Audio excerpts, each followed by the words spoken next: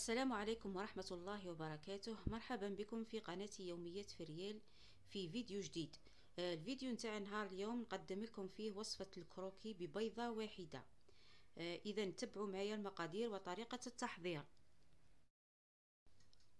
إذا مقادير وصفة اليوم الكروكي: عندنا بيضة واحدة، عندنا رشة ملح، عندنا فانيليا تقدري تعوضيها بمبشور الليمون أو مبشور البرتقال، كأس سكر، نفس الكأس منه كأس حليب، وكأس زيت. بطبيعة الحال دقيق باش نلمو العجينة، وكيس خميرة كيميائية فئة 10 غرام. إذا نروحوا إلى طريقة التحضير. إذا أختي، أول حاجة نديروها هي نجيبوا حبة البيض ونفصلوا الصفار عن البياض. لهنا في وصفة العجين نحتاجوا البياض والصفار نحطوه بجهة باش ندهنوا به وجه تاع الكروكي.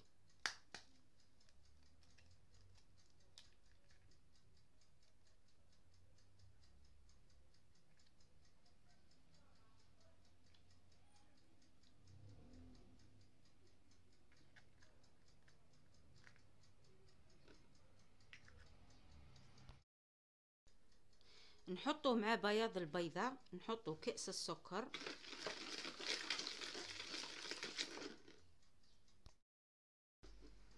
نضيفوا كأس الحليب،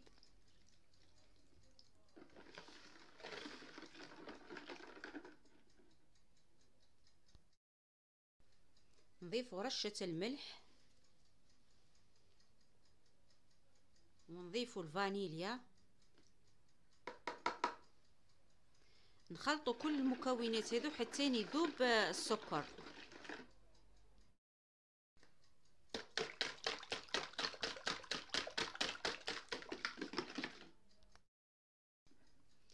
نضيفوا كأس الزيت ونمزجوا.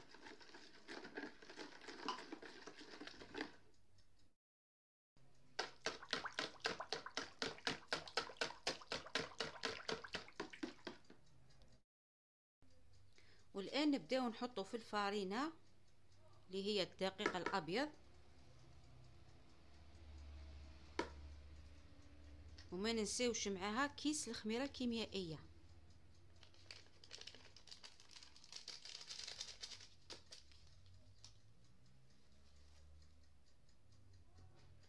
نحطوا بشوية حتى نتحصلوا على عجينة طرية، عجينة الكروكي اللي كما تعرفوها جميعا.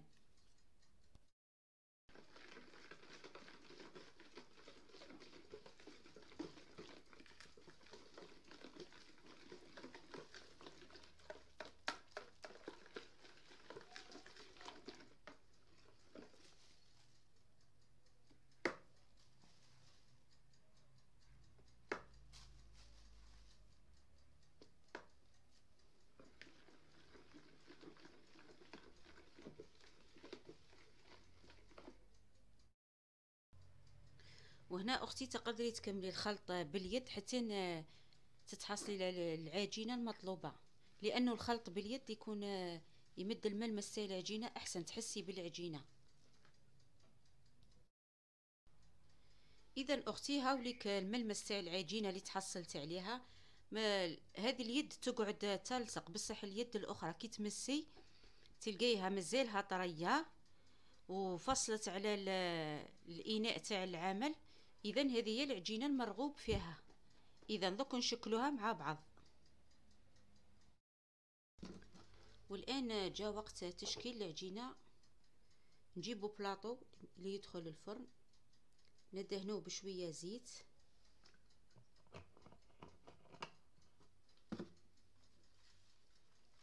ندهن باليد عادي لاني دوك نستعمل الزيت في التشكيل.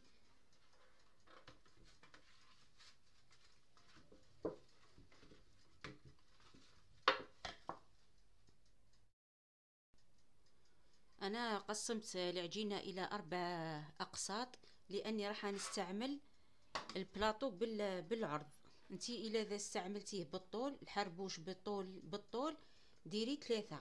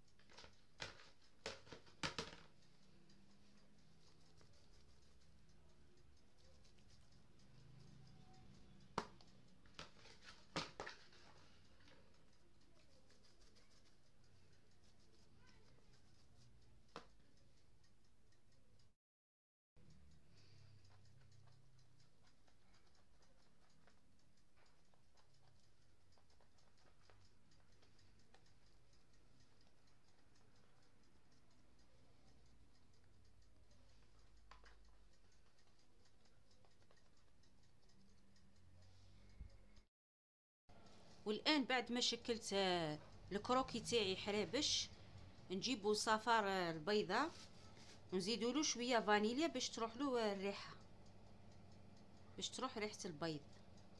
نمزجوها قليلا وندهنوا الوجه تاع الكروكي. اذا دوك ندهنوا ونرجع لكم.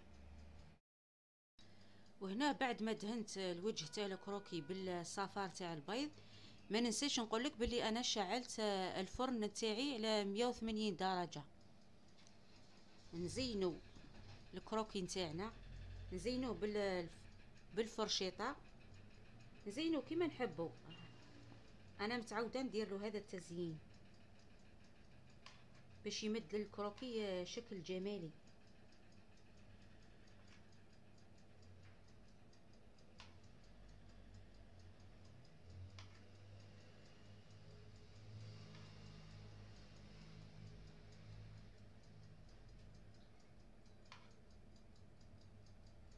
بعد ما نشكله نرش عليه شويه سكر، رشي عليه اي حاجه، كاوكاو، كاوكاو مرحي، حلوه الفيرميسيل. انا عندي غير السكر، نرش عليه شويه سكر. ميم امهاتنا وجداتنا كانوا يديروا بهذه الطريقه، يرشوا عليه شويه سكر.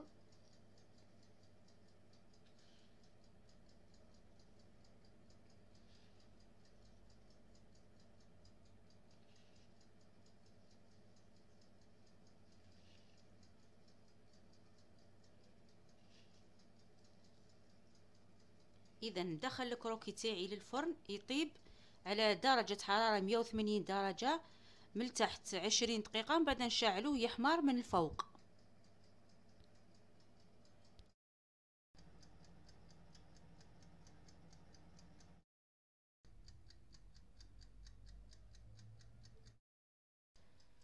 اذا اختي هاوليك الكروكي تاعي بعد ما طاب.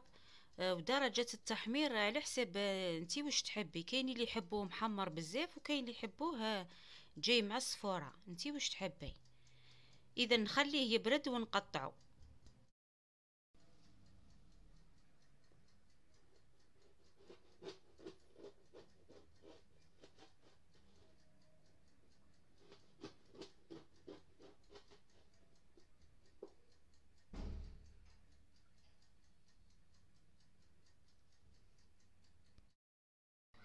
اذا اختي هاي لك كمية الكروكي تاعي، بسم الله ما شاء الله.